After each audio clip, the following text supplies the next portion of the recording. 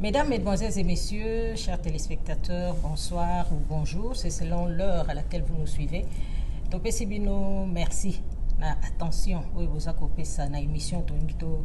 Salela Bino na ngonga oyo tozali na kati ya église MC Church ya pasteur Daniel Matondo awa na kati ya État ya Illinois na ville ya Champaign na kati ya mboka ya États-Unis. Lelo toye kokuta na pasteur Daniel Matondo po akoka kosolola na biso mwa lisolo moko peut-être bokomona bizarre parce que ya za pasteur, mais il faut boyeba que ba pasteur na biso nde il faut balakisa biso nzela. Eza te ke pasteur ayaka na église asalaka te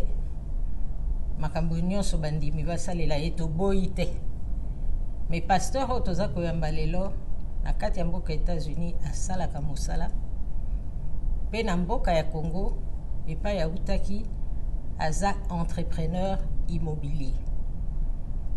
Kashe wana nde toye kotalela ye lelo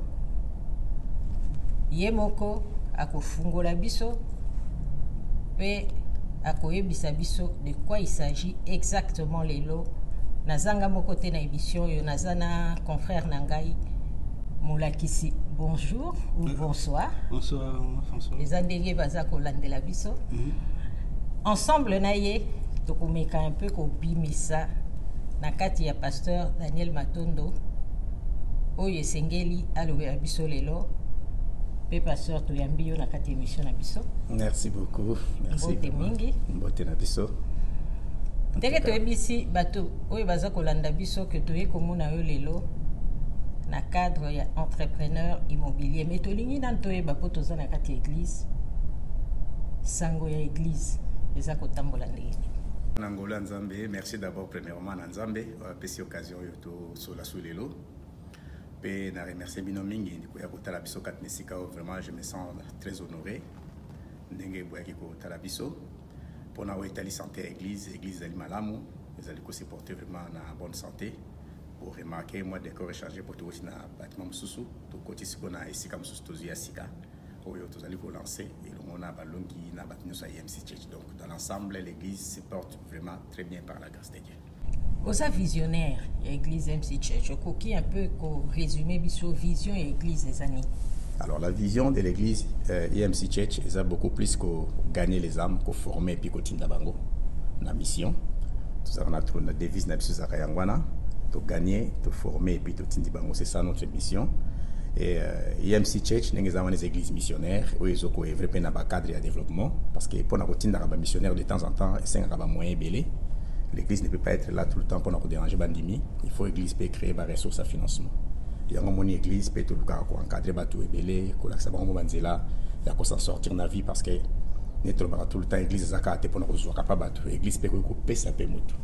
Donc on a aspect on a par rapport à Jean chapitre 6 au début histoire à Jésus-Christ allait ça bateau mapa. Ba on continue ba qu'il y a ba mapa la banda kuna bango pour bazaki na nzala mais Yesu abisi pas ina ba yeko nebo pesa ba mapa. Donc ça veut dire que l'église peut en vie par européen ça. Il y a un moni évangile na biso zara beaucoup plus to là qui sabatu même ba sala nzambe pe to encourage à bango esprit entrepreneuriat parce que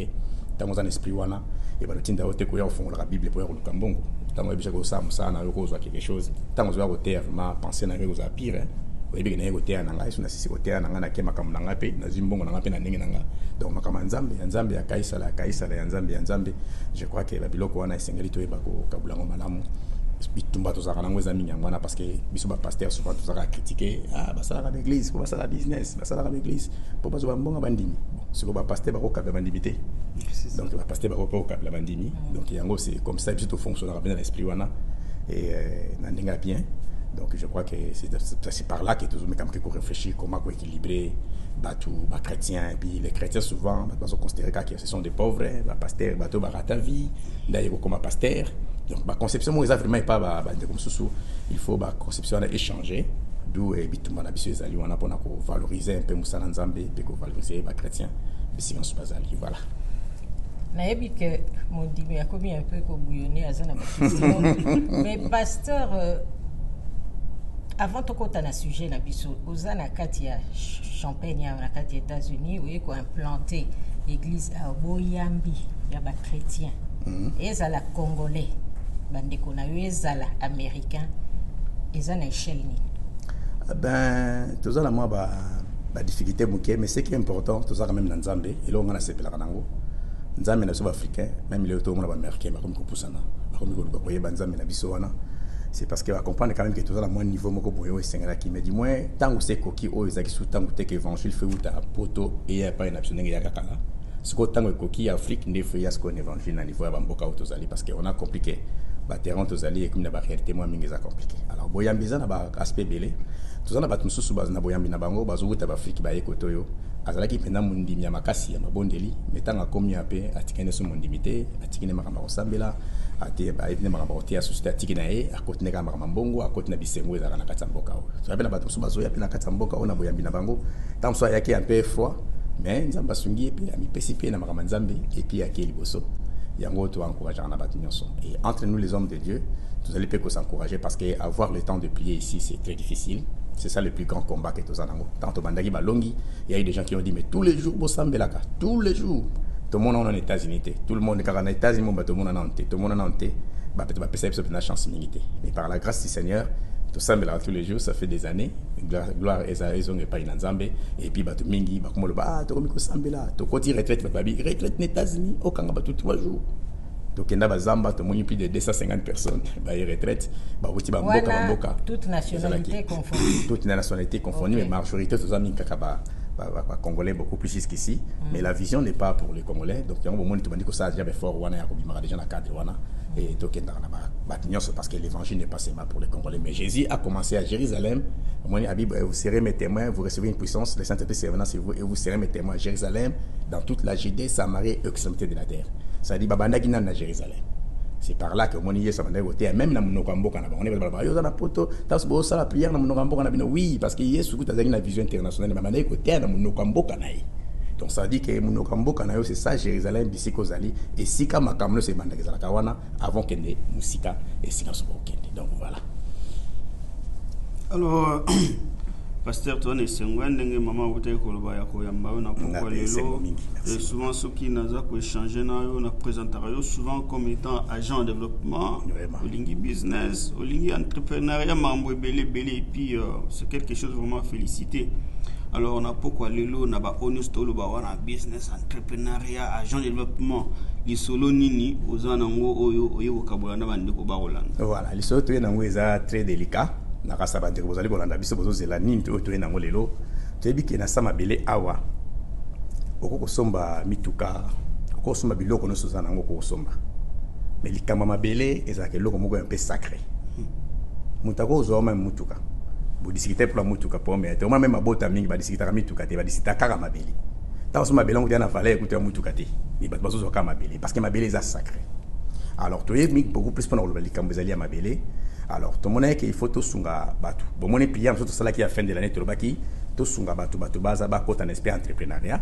Alors, raison pour laquelle biso balongi, toi qui ko décider, tout ça na concession moko ya balongi, tout le monde qui doit qui bato wa ke non, prière, ils en avait tapé belé au mutfa l'exana kati vie de prière pour na azwa résultat prière na et tout baki moko ba tapé zala ki mutfa za information. Azan information les kamazo ça n'est némi nenga zo information na Néhémie chapitre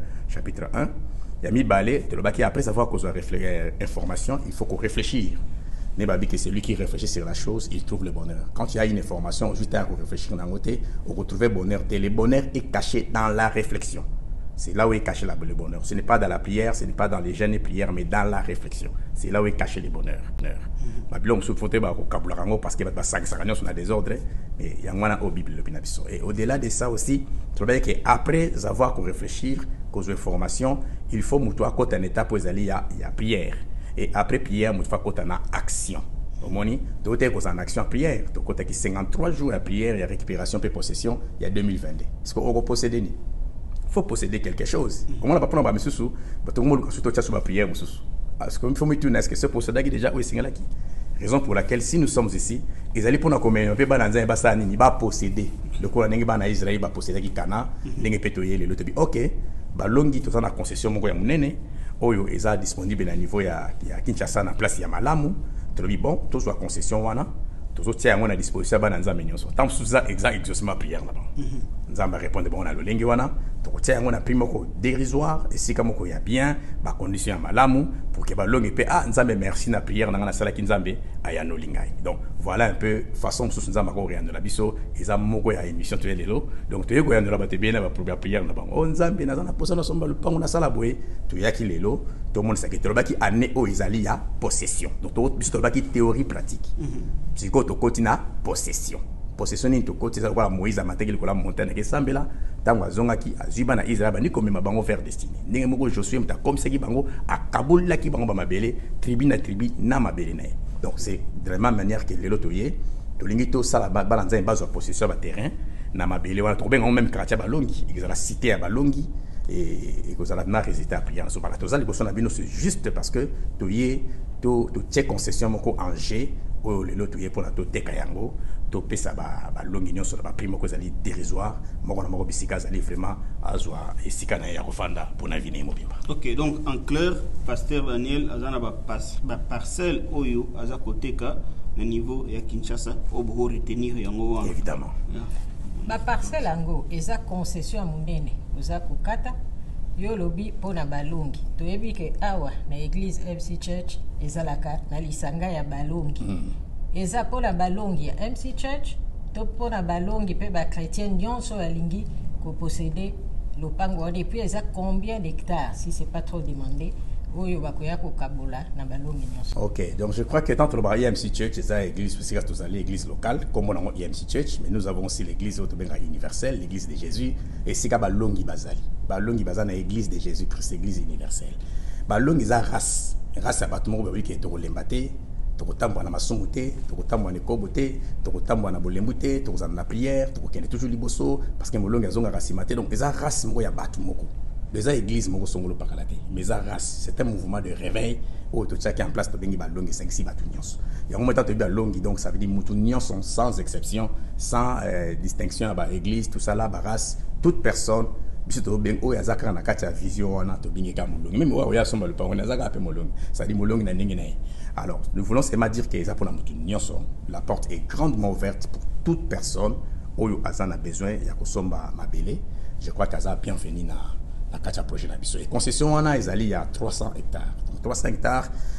donc c'est vraiment beaucoup, donc pas 500 maisons, pas 1000 maisons, c'est plus. Donc tout simplement musika na banda kondolengo wana. Et ezali wapi exactement parce que il faut batuba yeba azokende kosomba lopango eza emplacement eza wapi. OK, merci beaucoup, question très pertinente. Na kasapona o Italie esika inywana ezali. Donc, ils allaient juste dans Bateau Bayebi, côté Angili, dans une petite quartier 1, pour la référence. Bateau Bayebi, quartier 1, Gilles, quartier 1. Tant que vous avez un aéroport, au comique comme il y a un aéroport, au comme on a entré, moi, à côté Siforko, mais on a entré, moi, à la Benga Nzoko. Entré wana Nzoko, Soko, le qui entré en Nzoko, et là, sur l'entrée, monsieur Benga, il y a Badara. Toi, on a entré en Nzoko, na Badara. Entre mi balé eza yangwana ba côté la kado mais biso beaucoup sur par exemple ya Nzoko so côté na entrant Nzoko wana so côté Nzoko ketna likolo kuna OK côté kizenga zala kimi côté ba komona ke côté na nzela musuza okata na kuna côté kuna biso to koma kuna te biso to juste côté bandeli wana to kokota na moi avant koma kizenga côté quelque part wana donc kokena concession na biso muto ake maluku muto ake kinkole muto ake ba côté wana yazo kenna nyoso koma ki déjà et puis obani pi kozonga. Donc ils ont vraiment juste côté avec Nkasa na Sukawana donc bato bazo bon emplacement na Zolobila et terrain na biso ezali côté wana. Alors on a le plus na origine hein? Moi ma belongo ou telio wapi est-ce que vous avez chef coutumier na Congo belé ça ya ba chef coutumier yo ba hectare belé mo utia. Oui bon ezape mo côté to zango exact to ça bon et to baka que ça projet et to sommes bien depuis 2012. Okay. Depuis 2012 je crois le mois de septembre na Zobosana donc le 29 je crois. Depuis 2012 to somba hectare wana to zanango et puis voilà. Donc ils ont abisso, ils ont chef coutumier, ils ont mutute. C'est vrai qu'ils ont vraiment mené makasi. Beaucoup de gens se posent des questions dans le cadre wana, mais tout somba qui ango dans le cadre de projet. Et puis parce que dans le cadre de mabele wana tout sombi wana, tu as un projet pe akotonga pe bandaku, o ils ont un compte ya projet pe. Donc tout ça na partie dans mabele to ko bomba pour na to tonga bandaku moko ba partenaire na biso étranger. bakoya kotonga cité mususu pe wana la cité Fodamat auto teka koto eza cité balongi côté mususu la cité Fodamat est la fondation Daniel Matondo donc cité Fodamat je crois que batmi ba bien histoire de fondation plus tard on va découvrir plus tard mais cité Fodamat donc voilà c'est là où on va travailler avec nos partenaires européens pour nous kotonga ba place wana. Et à part ça aussi, pour nous qu'on évite en besoin, donc ça peut compagnie moya courant, compagnie moya courant autres allez représenter, comme on allez Windside, bande ko bakota kana ba Google, bokota bobeta Windside, na kasa ba mona compagnie wana kuna, tous na mikanda nyonso ya compagnie wana qui et vous permettre plus tard ba mona yango. Alors compagnie wana pe courant tout tsa yango kuna. Donc ils ont l'occité moko les a bisomoko et puis compagnie wana bisomoko toujours représenter yango. Donc on sait que toute ça compagnie wana na mabele wana donc neto abo déjà ba conteneur nango eza déjà kokangama et kokende na cité wana bato ba kosomba esika wana ba kozana mo avantage ya courant ya mo mbangu et kokota esika wana eza courant SNEL ba courant ba système éolien où eza kam pepezo baluka boye ils ont créé courant bato so ba kozana courant et puis courant normal et quand on a raté 24 heures sur 24 toutes les années vous êtes là pas de coupure d'électricité je crois que vous avez ba photo ya ba courant na ba émission précédente. Yango pe nangiaki na yeba garantie nini sikoza kopesa bato ke côté bagendo zo terrain ba érosion ezate parce que toyebi lelo na kisa c'est comme tout le temps OK otongi sima nango ndako eki au perdre garantie nini zo pesa bato ke érosion eza côté wana te que soki ake kotonga kuna ko benda à part entreprise ya courant okende ko installer kuna mais soki mutu ko installer ko zo pe moi temps ils à long terme peut-être si ko soki mutu lelo yo toza ko sala émission bo bandi déjà vente mutu garantie nini ke na ke kotonga kuna to ko somba terrain pona tonga na ko benda courant facilement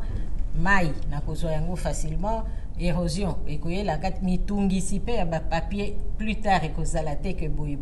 quelle garantie vous donnez à ceux qui viendront acheter? Je crois que c'est une belle question. Tant que il y a un projet même il la construction dans la concession wana. Au moins c'est un qui ba service bilé à l'état intervenir pour la lotissement ainsi de suite. Ba urbanisation pour la localisation ba mai ba biloko tout ça là. Ezaki moi ba détail belé. Il y a un peu de ça qui projet wana et romelaki. Donc ezaki projet même avant na ya boye, il y a qui déjà si là. Mais bah réellement bah koko somme keto kutana kina mboka et permettre qu'ils bisoter. Mais je crois que bientôt donc on sait faire face non. Mais c'est qu'on peut garantir pour les gens. Tout ça on a des aspects. Aspect monsieur abisso, monsieur aspect bango moko ba client. Par exemple, tu as côté ka concession moko avant oyo, tu as concession moko. To kabuli ba balabala bien. To kabuli ba grande avenue parce que mon sur zote ke loko. O te ko na me en conscience, faut que la batu quand même moi terrain, o tiki la batu moi nzela, o tiki la batu bake kotonga susu bango moko bake bakisa susu ba makambo na bango na kati pona do lelo biso ndenge to tekila yango na plan to zanango so OK et asu plan wanati là maintenant la responsabilité à mutaote kate et la responsabilité à batu bango bakoti ba trouble wana ekotaki mais maintenant on est en train de veiller sur ça. La première des choses terrain wana exactement terrain moko eza plat exactement terrain moko bien et érosion et ko sanango mais kota musika poza munene makasi donc côté penda to ba ko érosion te menenga za la ritama boy. Et puis ça la banzete nango ça la sécurité nango bon on a plan nango to kopesa ngo bientôt le za terme ko plat donc sur érosion donc to éviter sur comme la côté nini et puis yami balé concernant l'électricité projet tout ça nango ba système éolien wana installation nango za la moins rapide to la sabe nango ba photo ndenge za lili au moins on a pe ba bisiko c'est fonctionner on est dans 52 pays compagnie on ont fonctionné donc biso toujours représenté yango na plus ou moins 5 pays en Afrique donc particulièrement na Congo to bandango pour na totie loko wana wana za non compliqué so boye bo installer on kara sikezali bo cheka ba singa ba zuna ba courant donc za mara milay été donc j'espère que attention que vous avez sûrement temps une année 2 ans mais du moins avant 3 ans ou 4 ans je crois que tu vas agir na courant et si kawana suki to sisi ba vente na biso donc yango ka to ko ba régie des eaux bon to bi pour ma maille ils a un peu partout to garantir le côté pour na maille parce que maille kuna ka ba maille kota kuna ka yango wana ka biso to ça est là. Mais du moins côté courant des tout ça quand même le loba pour tout le monde connaître c'est aussi ça va ajouter tout le monde au début que tu peux ça là mais ba partenaire na biso be mususu to ba projet ya ko mai total non ningo ça mais pour na o itali biso pour na vente ba belé donc biso toujours disposer terrain moko ya kitoko et puis deuxièmement ningo zawana courant to soit courant le plus vite que possible ce qui nous a permettre que projet na biso que na sukana que to sukana ça. Mais est-ce que et pas ibulimbo teka ba terrain ba to bazwa pour ba tonga bandako environnement eza ndenge nini est-ce que bandako ezaka déjà kuna eza déjà viable bato ba kosomba baza déjà na ba voisin oyo bakoki parce que soki oza kosomba eloko koki pe kosenga témoignage ya voisin awa bovandaka eza ndenge nini est-ce que eza quartier vraiment ya sika bandako ya liboso to environnement pe eza déjà habitable. Oui, environnement eza habitable. Toza même na kata terrain na biso toza na 1 hectare oyo totikili libota moko tozoyeba ndenge tokoswana bango mpona totala soki bakosala ndenge nini parce que mabilo ezalaki ya biso e bayaki kofanda place wana tokobengana bango mpe na brutalité te baza famille bafandaka déjà 1 hectare oyo tokotala ndenge tokoarrange na bango à l'amiable toyeba ndenge tokosala soki tokolukela bango place mosusu totia bango bien ndenge donc c'est déjà habitable et puis environnement mpe bandako ezali soki toke kuna tokomona bato bazali bapembeni wana et puis en plus de cela tout ça le système ya kotia mpe babiloko ya sécurité donc towana bandako totonga kuna mpona basécurité mpona bato bazoya donc na domaine ya sécurité quoi so namina kota mbala moko kuna service ekozala kuna mpona sécurité bato bandolala wana mpona sécurité mpona ndenge ezalaka moto asombi lopango azobanga ekozala ndenge nini donc ekozala na kati wana et puis bureau ya localité ya chef coutumier bureau na ya localité eza toujours koinstalle so bureau moko kuna parce qu'on travaille tellement en unanimité avec le chef coutumier bureau wana tozotia bureau ya localité kuna na kati et au-delà de ça maintenant je crois que ma service nyonso eza déjà mis en place mpona kosécuriser baclient raison pour laquelle tolobaki ke même mpona kosomba donc tokosomba yango epai individu te toza na cabinet mobimba ya maître avocat oyo ye bazali wana cabinet wana bango mutu bana ko percevoir nyonso na opération mbongo na opération nini mbongo bango bakosimba boete c'est vrai que mta verser na banque mais ba mikanda makambo nyonso e bano sala na niveau ya maître wana donc même biso to ça elote soki kama mta pesi to tindi ba biloko kuna à partir à kuna bazo classer ba dossier ba avocat bazana maboko makamna maboko na bango bande bandeli ti suka parce que boy ba problème ma belé to zakana na ba Congo makama belé ça très complexe alors vaut mieux prévenir que to ya ko guérir alors yango to sepela ki to zo na cabinet mobimba ba mettre avocat na kasa même to ça na protocole d'accord na bango awa o na kasa yango yo na modèle moko ezali awa na ko même gotanga pona ko partir ba senga quand même na tanga o ko représenter bango babaki protocole d'accord donc entre les fondations Daniel Matondo bati adresse wana pe les cabinets d'avocats maître Kukatula Bongela Roger situé sur l'avenue Kamina numéro 20 quartier 7 commune d'Enjili à Kinshasa voir les mains de Sirop premier niveau local ici représenté par maître Boulembi Boakajado avocat pour la cour d'appel de Kwilu ici dénommé les sous-signés de seconde part. Alors responsabilité des années l'objectif du présent protocole d'accord sont la représentation du sous-signé du premier part aux Abisso par les sous-signés de seconde part à tous les niveaux, l'organisation de la concession mise à vente, les ventes des terrains selon le besoin de plein air. Donc on a fait un carabongo article zébélé pour nous remonter ça qui est. Donc ils ont quand même sécurisé le niveau ya cabinet. Le niveau cabinet mobile et que ce qui problème au moins avocat baza déjà au préalable. Voilà. Alors, bandeko bakolanda bakozana posa ba pe prix hein ba mabele ngozo tekango combien et puis yomoko avocat qui m'a envoyé des ordres entre acheteurs pour le bagi que bon makamone ko se répéter té olo bana bandeko ba garantie nini que ça somi le pango ne le la sombaki boye lobia candidat moi mutu mususa kati ndambu ebika mamba ki ça c'est dans ba des ordres belé. Alors quelles sont les garanties so mutu ne to biso ta musika boye na sombi le pango na ngana ebiki na bambula et kozala lo lenge ngana sombela kiango.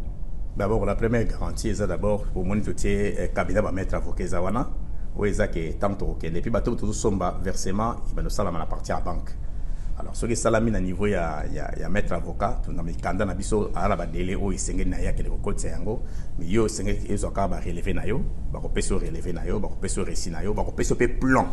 ya muti ozana nango o mona raja lupango na yo bisikeza so ezali numéro 15 so ezali numéro 20 parce que muso mona sombi numéro 5 ya ke kuna bo ngala lingi so ote na linka numéro 30 donc il y a des gens qui sont très compliqués yango to lobi boye so aujourd'hui à partir ya sombi déjà ba to ko pesa yo déjà plan wana au mona raja lupango na yo bisikeza donc tango po ke kuna kende kaka bisika balakisi yo au somba kaka bisika d'abord ne pe borne ezali nyonso déjà que tu te bornaki déjà et les sengeli tant to koma kuna to yeba ba kotia biso bisika na biso e sengeli to za plan pe ezali to sa émission sur to ya pour la sabino plan bota la plan ndenge ezali li ne pe to tieba ko ndenge to sali makamno so ezapela très bien alors par rapport ya ba prix ndenge lo bil kamba prix to bani na 2500 jusqu'à 3000 ici quand c'est ndenge mokoté donc ici ko eza katango na ba mesure nini ba mesure nango ezali 25 sur 25 donc je crois to sali ba mesure moka bien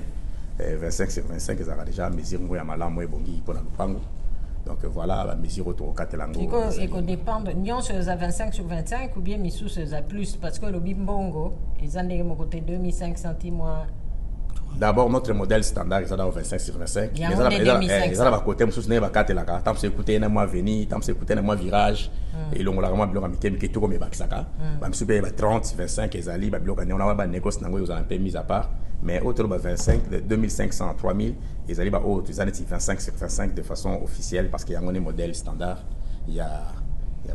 mesirage n'absent. Mais c'est quoi au Lobaki que Boteka déjà concession mon côté ça qui moi boulot côté à urbanisation. Botrasa qui banzela mais batu batungi. Mais c'est quoi côté ka poli kamone se répéter bo saline ndengeni parce que moi je me rappelle biso tanto zokola ba papa na biso bazwaki bandaku ya crédit bipai bazako teka na cité verte par exemple. Mais bandaku bazwaka mingi ba modifier yango parce que ndenge bazwela ki bandaku déjà construite ba misu balinga modèle ante ba modifier donc ba misusu ba bakisaki ba parcelle mais ba monaki ba parcelle on ba eko buka yango na l'état au l'état lobby avant bakisa oyo ezaki établi il faut ya na l'état au somba lisusu parcelle soki pe eza disponible soki te ba côté que la yote donc okoki ko bakisa yo mo côté. Mais bino botekeli bat comment ba bakisa bango moko l'état ba localité ba chef du quartier ba zala kité pa balandela makambona. Bon, c'est un problème qui se passe un peu partout. Tout le monde a même battu sur le port na makadam boya mais ça tendance des de pousser un moment que l'état est là tout ça voilà il est là donc faut l'état là derrière eux et tant que tekeli place wana biso to tekeli bango to sali makamno to landela ki tant to za wana to kabuli ici biso to kena biso mais après c'est là to moka que mutu moka poussa ki boye alors on a ce comme compétence il l'état na biso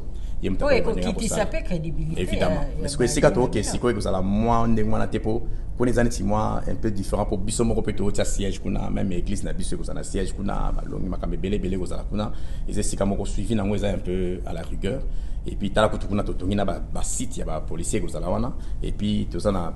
bureau localité kuna to tap na eza mo eloko mususu ko eza un peu différent o eza ki wana eza ki amuke o eza ko munene magaza parce que ville momba na habité champagne so eza na combien d'hectares na habité mais bato ba hectares ba compter 3-5 hectares eza vraiment ko sakana teza na munene makasi donc voilà et voilà. Alors, en ce qui concerne les paiements, Kolobelo, comment on soulever que ce mutation bien PC extrait bancaire tout et tout. Alors, muto alinga somba à les États-Unis, bien muto somba na mboka musu soit na Congo te ba procéder. Voilà, je crois que tous on a pas point de contact na biso Zali. Alors, pour na biso ba tous Zali à aux États-Unis, je crois que le numéro na biso Zali plus 1 217 204 31 26 plus 1 217 204 31 26. Ce que tu as bien dit, numéro à partir des États-Unis, tu as biso. On a le numéro personnel et tu as déjà bientôt en place une équipe d'assistants pour les biso tout le temps. Donc plus tard, on a le bilan de société, le équipe lancement. Et en gros, tu es quand même lancé, mais les jours à venir, il y aura d'autres personnes. Vous allez prendre ça la suivi pour contacter à la permanence, pour un téléphone, ça a un problème tout le temps. Alors, pour la bande de co, à niveau Europe. Contact à ma casse d'abord, il y a les bosses Ali plus 358 44 336 60 72. Wana Torozoa Papa Nabiso Pechorasola, c'est mon benguier. Il y a Zali coordonnateur, il y a projet, il y a Nelson Tozali Kosala na niveau Kuna. Et puis à part ça, na niveau à Kinshasa, pour na ko benga kozwa, to wana Torozoa assistant na biso, assistant na personnellement, to travailler na bureau na plus 243 89 52 61 673 plus 243 89 52 61 673. Voilà surtout bien que tu assistant Bray mi numéro Misato Courante biso entre temps il y a assistant Komboni assistant comme monsieur Bray donc BRAY Bray et as assistant nabiso na niveau ya kuna et puis en plus de cela tous autres équipes moko en place pour na ba ndeko ba nosonga biso comme ba courtier pour na ko aider bato balingi ba prochaine biso no kanisi ba commissionnaire donc bientôt peut ko lancer ba numéro na bango nyonso mais soko bengi biso to ko pesa bino ba numéro ba ndeko ko baza mo ebele to placer partout na bisika nyonso soko bengi biso to ko pesa bino numéro muto aza proche na bino pour na boye bandenge to kosala. Donc déjà siko muto alinga de ta terrain à koki ko. Dès aujourd'hui muto nyonso alinga sala somba à ko benga biso entre temps pe ça sous élément moko important to sali système moko batnos to zo benga to mando kitana terrain wana chaque samedi to tie moyen de transport bon kuta na temps bo bengani bo pesa sikani bo kuta bande ko nyonso to kankisa bango en bloc chaque week-end to kiti na terrain kuna bake batali ba o baza d'accord ba ye na cabinet avocat nde ba pesi ba accord na bango nde après cela to ke ba d'accord te bon on a batiki na bango donc chaque week-end et ben nous allons nengwana bazo ke donc batu ba ko benga pendant la semaine to tie bango nyonso na bloc. Voilà. Kutani quelque part bino moko bo assurer transport wana tikuna voilà batali bozongi sipe bangoti na point focal pour la teke on a kenda ki tout ça to ke kamba bango moni comme ça we golanda bango ba ko kende na bango parce que ça c'est facile pour nous recommander si quand donc organiser transport très bien service pesawana et ba démarche nyonso to organiser un peu bien ceux qui to sombi biso to accompagner mutu tina suka ceux qui sombi to kena na banque ça ba makamno son ti na ba commune wana to ko accompagner bino quoi aider bino parce que na niveau commune ceux qui m'a remplacé si na ngom mutako ko évoluer na ndenge alingi. Voilà. Ok, donc je crois que je crois que Botier n'a pas garantie pour PC ba point de référence où Mutuaro passer par un quoi somba. Alors qu'est-ce qui va se passer ceux qui place wana moka en États-Unis tekeli maman Françoise et puis na Congo kuna ba tekeli molaki ça va se passer comment et adresse moka kawana yo a tekeli kuna na Congo ba tekeli mutu mususu ya au moins to sala ngo bisonyo sans donc ça veut dire il c'est ça numéroté bon on a plan to la sabino to tie bena ba numéro 1 numéro 100 numéro to kende bena tout les numéroté proche la fois dernière to kuta la difficulté moka ndengwana ya lupango moko boye sama kile numéro ça mobulu mais à partir à numéro facilement te repérer parce que tant au numéro tel était mon boulot mais yo comme kuna ndengeni facilement moto atie mon boulot à oyebana donc je crois que tout ça là système je crois que problème penze ko ça la makasité to numéroté ba parcelle nyonso plan pe moto ko za nango donc moto nyonso zo somba a wana poto kuna na Congo biso suka plan moko kaka donc kaka yangwana osombi numéro combien 15 tina Congo kuna 15 et si les longues numéro tel donc c'est difficile boter à terrain moko deux fois je crois que vous allez toujours difficile et puis celui déjà pour acquérir ba document na niveau ya commune et ça sera difficile c'est que sur même parcelle teka malgré tout le monde a des hommes c'est que ça la main et ça rappelle un peu difficile donc vraiment tous les mesures les awana tout est pendant surveillant tout est sécurité tout est suivi tout est nyonso to ko tia pour que et dépasser simplement bon moment au bani ba tsaka jeter biso to tiango parce que toi peu musika toi sur place na bande côté tu es obligé de veiller na bilo on sowana et on a vraiment suffisamment dépensé pour nous garantir bah client na biso nyonso on va rejoindre biso donc dès aujourd'hui nous to la mission donc juste après l'émission opération et bandit donc au bazan a besoin de somba to benga surtout au bazan a besoin de somba banda no kipo et là au lingi ba côté bandi po côté bandi to kende to kende donc bato ba ya bandi nde bazo vraiment ba grâce wana bazo ba place à bien payer et ça de façon générale les arani mona donc voilà na bato ba jardin bato bazan a besoin ba sala ba ferme to a pena côté moko ya mai on est bien kitoko au pena o yepo salpe ferme na yo salba makam na yo je crois que vous allez malam mingi. Voilà, merci beaucoup, pasteur Daniel Matondo. Merci, Molakisi. On a vraiment na fin à émission pour les émissions moko promotionnelles. Il y a Molakisa Badeko que vraiment l'opin des terres moko ya munene 300 hectares. Eza na Kinshasa, bokoki kozwa yango mutu na mutu azwa eteni na ye alingi 25 sur 25, 50 sur 25, pe olingi 100.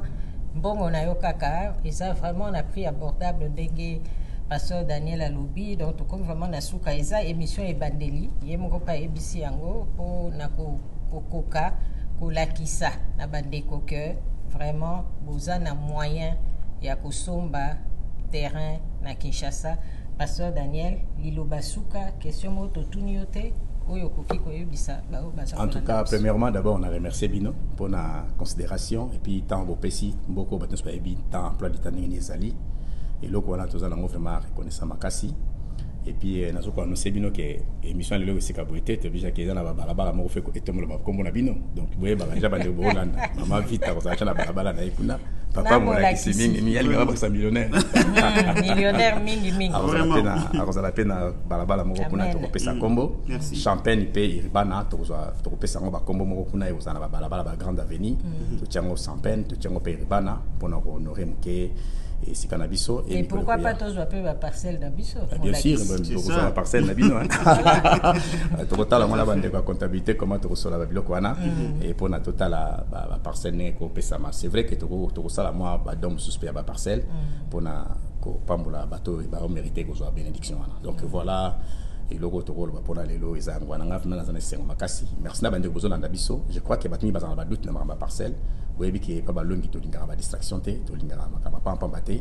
et tout ça makambo eza vraiment sérieux na bino na biso to simbana to se soutenir c'est pas facile eza espace amnene mais to lutter ensemble pour que les capier et nous espérons que exemple ali bosete to sala opération yo et ou les kamalam na grâce ensemble si vous constatez quelque chose et amalamuté vous en avez contacté biso pour nous orienter biso na musala auto ali kosala même le client quand vous descendez sur le terrain il est beaucoup aider biso si vous constatez le comment malamuté vous pouvez savoir des informations on a pour notre bani to sala mais du moins il y a toute une grande équipe auto sala ba réunion chaque samedi une grande équipe où ils ont déjà mis en place au monde ba niveau nyos bazana kati équipe wana et je ne crois pas que quelqu'un viendra au ngana mbaka au mekana makambona te parce que ça vraiment bien constitué.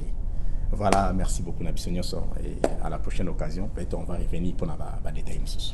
Voilà, merci Pasteur Daniel, merci confrère Molakisi, merci également Nabino Nyonso.